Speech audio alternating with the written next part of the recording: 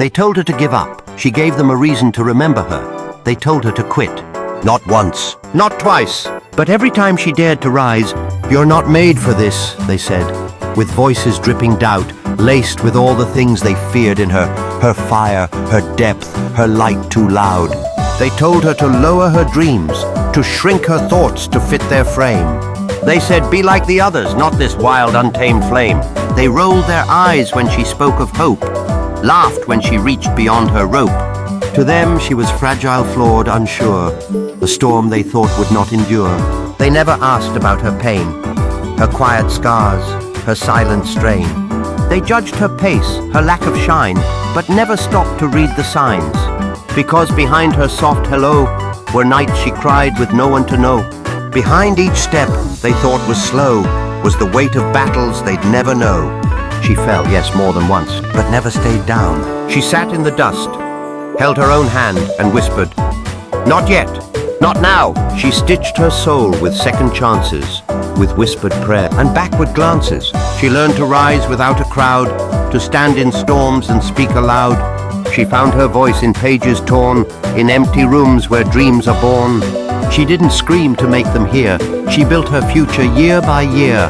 They never saw the tears she hid, or how much strength it took to live. They just saw the outcome, not the climb. The mountain moved, not every time. She worked while they rested. She rose while they doubted.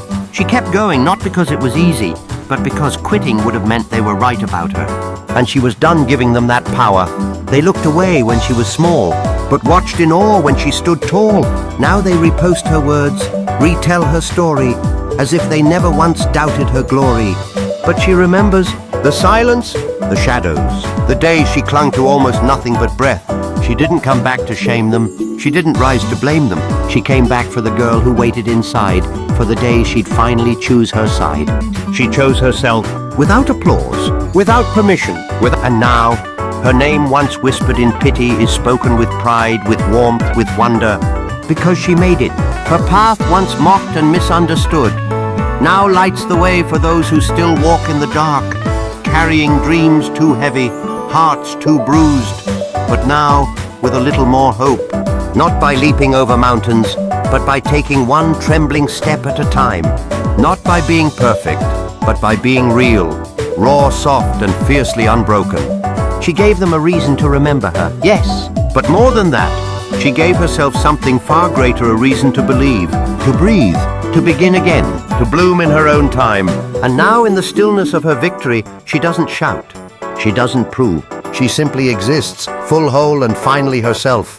She smiles, not loud, not boastful, but with the joy of someone who walked through fire and didn't just survive. She came out shining. The joy isn't in the applause, it's in the healing. It's in the laughter that once felt far away, now echoing gently in her chest. It's in the mornings that no longer begin in doubt, and the nights that no longer... This was never about proving them wrong. It was about proving to herself that she was never too much, never too late, never too lost. And with a light in her eyes that was forged, not gifted, she whispers with all the grace she's earned, "I didn't win to be seen, I won to be free. And finally, I am."